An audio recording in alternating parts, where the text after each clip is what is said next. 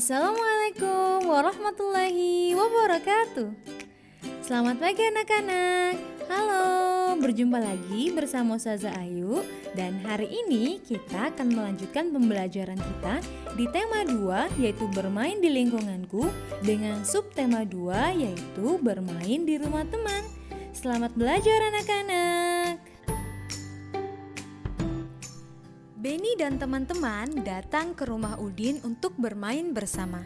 Benny dan teman-teman tahu betul bahwa jika kita berkunjung ke rumah teman, maka kita harus menaati aturan yang berlaku, seperti mengetuk pintu dan mengucapkan salam ketika datang, bermain setelah menyelesaikan tugas, meminta izin ketika memasuki kamar pribadi orang lain, meminta izin ketika memakai barang milik orang lain, dan yang terakhir, ketika kita bermain jangan sampai lupa waktu.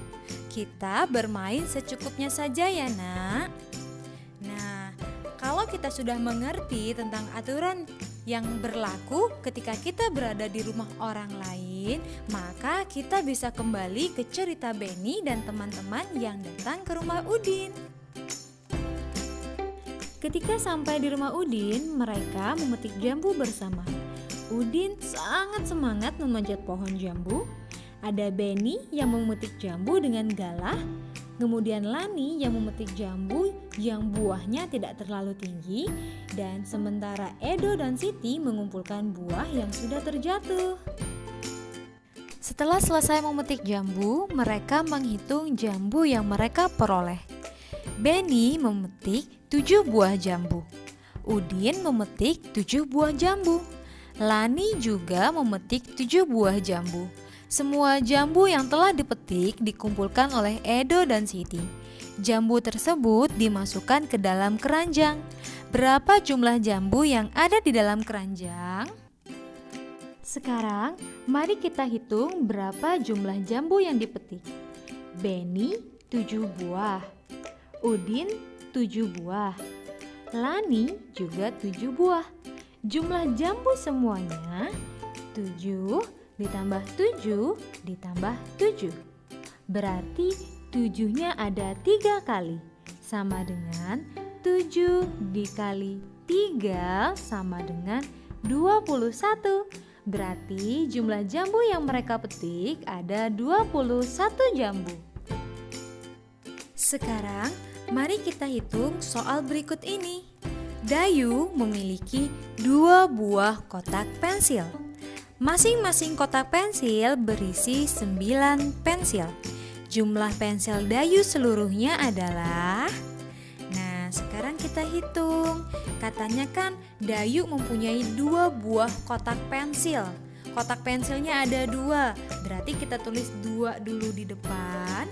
Kemudian isi kotak pensil tersebut ada 9 pensil. Maka 9-nya kita tulis di belakang. Berarti 2 dikali 9 adalah berapa anak-anak? 18 ya. 2 dikali 9 hasilnya 18. Soal berikutnya. Di atas meja diletakkan 3 tumpukan buku. Masing-masing tumpukan buku terdiri atas 8 buku. Jumlah buku di atas meja seluruhnya adalah... Nah, kita hitung kembali. Di atas meja ada 3 tumpukan buku. 3-nya kita tulis di depan. Kemudian, 1 tumpukan terdiri dari 8 buku. Maka, 8 kita tulis di belakang. Jadi kita hitung. 3 dikali 8 sama dengan... Berapa ya 3 dikali 8? 24 ya nak ya. 3 dikali 8 24. Berarti ada 24 buku di atas meja. Anak-anak Ustazah masih ingat tidak? Buku itu termasuk benda apa ya? Benda padat, cair atau gas? Benda padat Ustazah. Ya betul sekali. Kalau jus jambu termasuk benda apa pinter? Benda cair Ustazah. Ya pinter sekali. Yang terakhir, kalau balon termasuk benda apa? Benda gas Ustazah. Wah, anak-anak Ustazah pinter. Ada 3 jenis benda. Ada padat, cair, dan juga gas. Sekarang kita mulai dengan benda padat terlebih dahulu. Benda padat contohnya seperti buku, kemudian alat tulis seperti pensil, penghapus, pulpen, atau penggaris. Kemudian yang terakhir ada es krim. Es krim juga termasuk benda padat. Tapi Ustazah, es krim kan bisa meleleh. Nanti jadi benda cair dong Ustazah. Ya, betul sekali. Tapi selama es krim itu masih beku, maka es krim termasuk benda padat. Karena benda padat memiliki sifat, bentuk dan ukurannya tidak berubah walaupun diletakkan pada tempat yang berbeda. Es krim tadi, kalau dia masih beku, kita taruh di dalam cangkir, maka bentuknya tetap seperti es krim. Kalau kita taruh di dalam piring, maka bentuknya juga tetap seperti es krim. Nah, yang kedua, bentuk benda padat dapat berubah jika terkena suatu tindakan seperti disobek, dipecahkan, atau dipanaskan. Nah, contohnya lagi, buku ketika kita sobek maka bentuknya akan berubah. Seperti lagi piring atau gelas, kalau kita pecahkan maka bentuknya juga akan berubah. Nah, seperti itu juga es krim. Ketika dia membeku, maka kita sebut benda padat. Tetapi kalau kita panaskan, maka bentuknya juga akan berubah menjadi benda cair. Begitu ya nak ya, semoga dapat dipahami. Selanjutnya kita akan belajar mengenai benda cair. Contoh benda cair seperti jus jambu, jus jeruk, kemudian juga susu. Nah, benda cair memiliki sifat, bentuk benda cair menyerupai bentuk wadahnya, tetapi ukurannya akan tetap sama. Seperti contohnya susu di dalam gelas, kita tuangkan ke dalam botol, maka bentuk susunya akan menyerupai botol, tetapi ukurannya akan tetap sama. Kemudian, ketika air susu di dalam botol kita tuangkan lagi ke dalam mangkok, maka air susu tersebut akan menyerupai mangkok. Dapat dimengerti ya nak ya?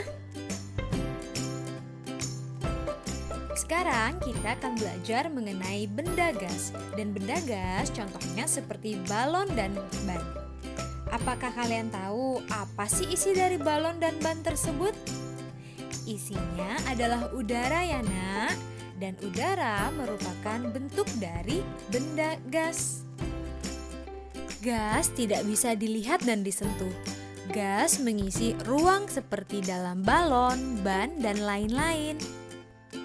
Nah, sekarang coba kalian bayangkan, balon yang awalnya kempes bisa berbentuk bulat setelah ditiup.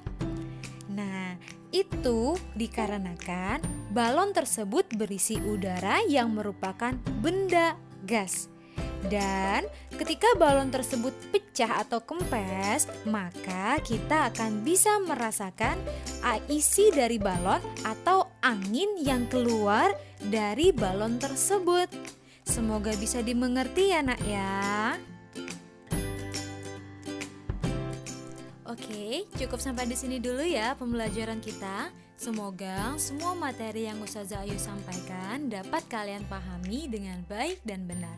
Dan Ustazah Ayu mohon maaf apabila ada salah-salah kata ataupun salah-salah penyampaian. Mohon dimaafkan ya nak ya. Semoga kita bisa berjumpa di pembelajaran selanjutnya. Sampai jumpa anak-anak. Assalamualaikum warahmatullahi wabarakatuh.